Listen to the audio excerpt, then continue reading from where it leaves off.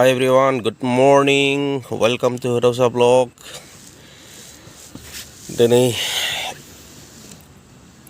ara मोजां थांबाय नै आंजों लोगोआव उन्दुदोंमोन जोंहा सार आरो बिथिं सानै उन्दुदों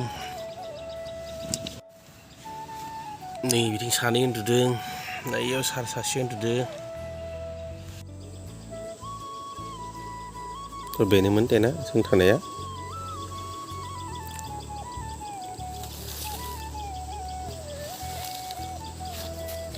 Si, deh, ada bega siang dulu, simangnya. Kemper sama dia bawa kemper. Dora bui itu ya. Jalan sih lah.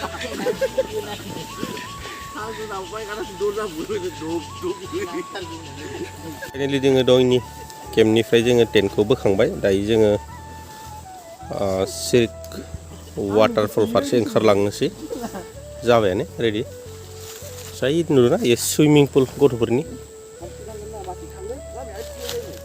गारिखौ जोङो याव पार्किं दोनदोंमोन स' जोंहा दा मालफोरखौ दैखांहैफिनसै न'फोर गंसे जानायनि दंखायो जोंनिया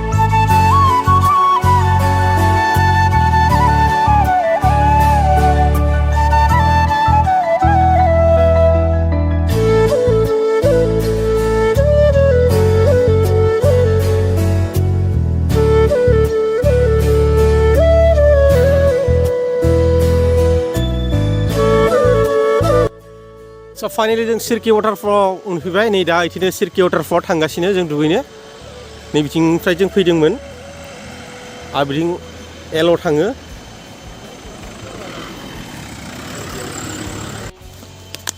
स' दा जोङो सिरकि वाटारफल दुगैनो थांगासिनो नै फुंनि 6:15 थेवब्लाबो जों दुगैनो थांगासिनो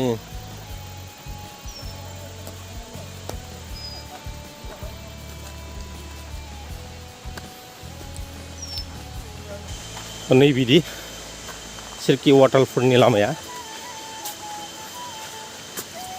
आव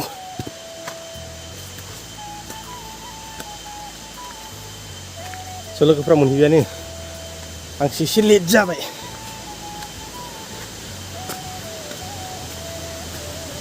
स' finally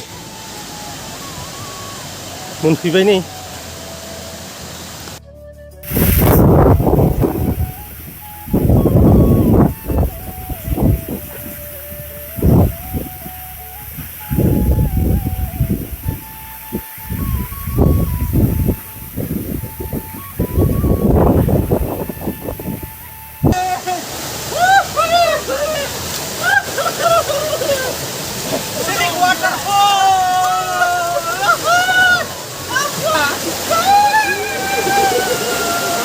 Sirik dia udah masak ke sasnya lelelelai. Ada kocok lagi tu. Gernas saya aku ni dia gede ada kau sasnya. Rau bukan lagi ya.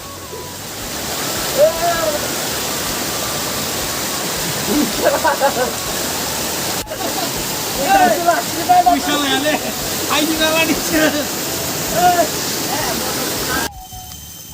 Nih. Ya, sekarang menang oंखाम संगासिनो आन्डा कारि बानायगोन गेसनि जा आन्डा कारि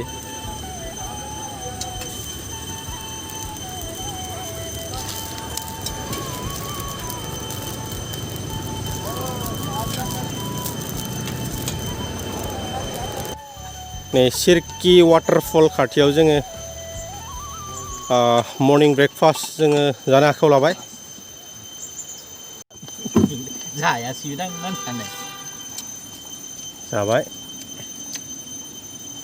फाइनालि सिरकि वाटारफल नायखांबाय जोङो ओमफ्राय बेयावनो पिकनिकबो जाखांबाय थांनोसै जोङो जाखांनानै रेडि जाबायमोन थांनो थाखाय जोङो फट' सट' लागासिनो दा नै जा सुरेश सारा फट'ग्राफार जादों स' बोरै नांखो सिरकि वाटारफलखौ नायनानै बा बिराद मोजां दै बाज्रुम दोङो हाजोनि सिं सिं थांनांगौ जायो हाजो सिं सिं माने एक्सारसाइज खालामनानै फैखानांगोन ना हाजो गाखोनायनि नङाब्ला नायहैनो हानाय नङा सिरकि वाटारफलखौ आरो बहुत रिस्कि आरो जायगाया जि गोलैबाथाय माने नोङो दुखु मोनखागोन बायदि आरो नै लागासिनो फट' फैदो सिमां सार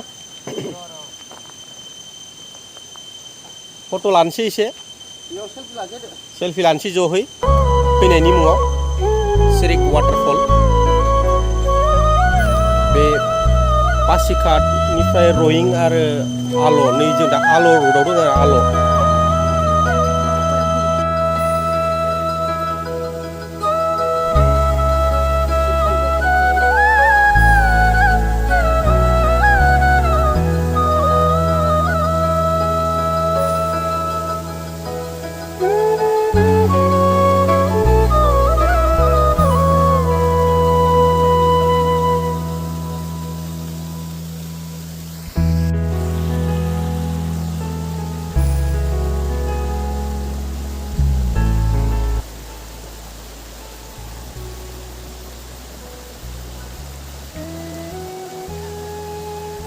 फाइनालि रेंगिं भिउ पइन्टआव मोनफैबाय स' बिनिफ्राय सियां दै जोबोर समायना नुखायो जोबोर बार बारखायो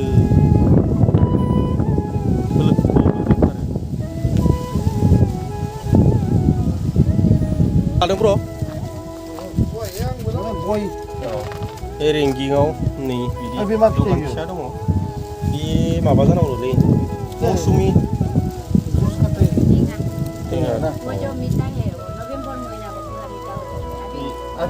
Abi jarang di Pakarau, asal di Pakarau.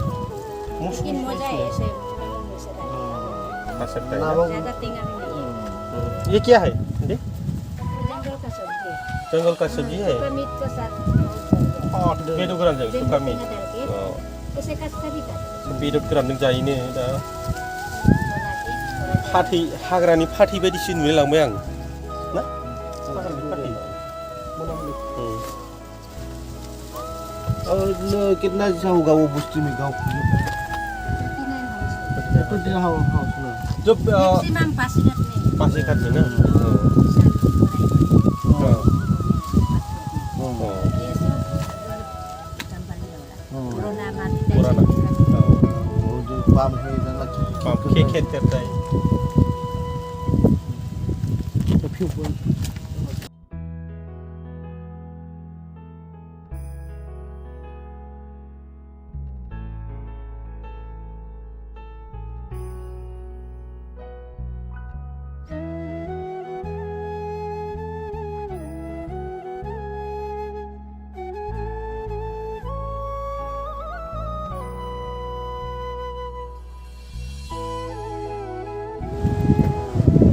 भिउ पइन्टखौ नायखांबाय दा जोङो रयिं फारसे ओंखारलांनोसै